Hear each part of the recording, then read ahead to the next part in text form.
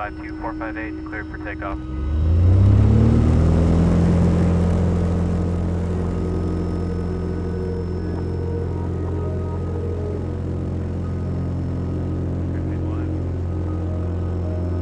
I'm smelling a little bit of smoke from it right there. This area here to the left is, hundreds to 1,000, maybe 1,000 acres of, 90% mortality. Whereas over here on the right side would be, classic, very low intensity. A couple of little torch out spots already showing up.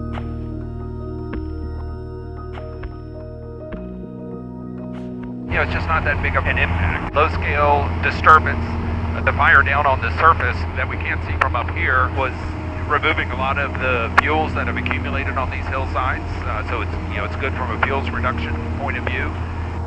It's thinned the forest out a little bit. It's created a mosaic. When you get a fire like what's outside the window here, where there's a lot of green trees left, what that does is now for the next half century, it's created a different fuel bed for the next fire to come through. It will be a repeated mosaic in the sense that some of the areas will also not burn again, and there the trees get bigger and live longer over time.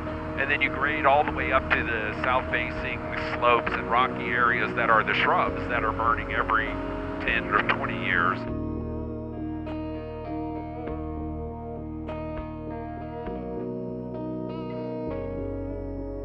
So we just need to, get beyond our fear of fire and our sense that fire, when it's out here in the forest, is unnatural and, it destroys the forest. It destroys trees and behaves in a way we just don't like it. But most of the area, and I think including this fire, when we ultimately have all the data and all the images, most of this was actually good fire from an ecological standpoint. These forests evolved with fire. Fire shaped these forests. Everywhere we look, when we drive through the gorge, when we drive, up the Clackamas like we are now, these forests have all burned. They're going to burn again.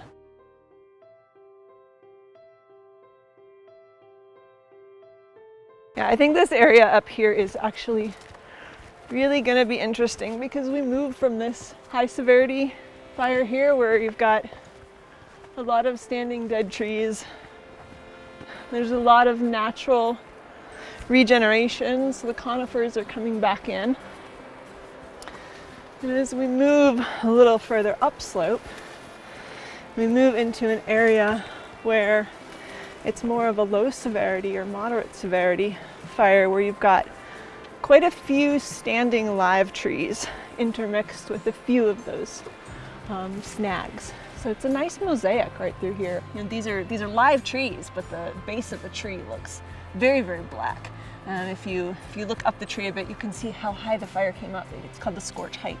And you can see the height of the black on the tree. And even though the fire went up these trees probably 10 feet, the trees are fine. These Doug fir trees have very thick bark that protects the live tissue inside from the heat of the fire.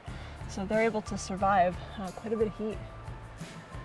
We're looking up here at an area that really just the understory burned. So the fire came through and cleared out all that underbrush, all the young growth, the young trees and the woody shrubs, the herbaceous vegetation, and left the tree canopy. By mosaic, I mean patches of different fire severity. So there's places where there was a very hot fire and burned with high intensity. And you've got other patches that there are live standing large trees where fire just kind of burned underneath. So, I think about it like a quilt where there's different pieces. I love recreating in burned landscapes. I'll preferentially go run in an area that's been burned, or go camping in an area that's been burned, because they're spectacular. You can see forever in a burned landscape. You see wildlife that you'll never see in a closed canopy forest. There's more light available on the forest floor, so some of those seeds will germinate and through time, grow up and become the next forest. Another thing that's going to be really important with this fire is that it's right above this river, and so all these trees that are going to come down, all this woody material will end up eventually in the river, and it really helps contribute to the salmon habitat. I like to think about forests in the same way that we think about a campfire. When you build a campfire, if you only put large logs on there, it's not going to burn, right? When you build a campfire, you put paper in there, you put kindling in there, you put maybe some grasses in there, and that's the stuff that's really going to get your fire up and going. The forest works the same way. In the forest, the stuff that carries the fire are the grasses, the woody shrubs, the ferns, the small trees. That's what's going to drive your fire behavior. It's not those big, large trees. So selectively removing the big trees isn't going to do anything to change fire behavior. This was not a disaster.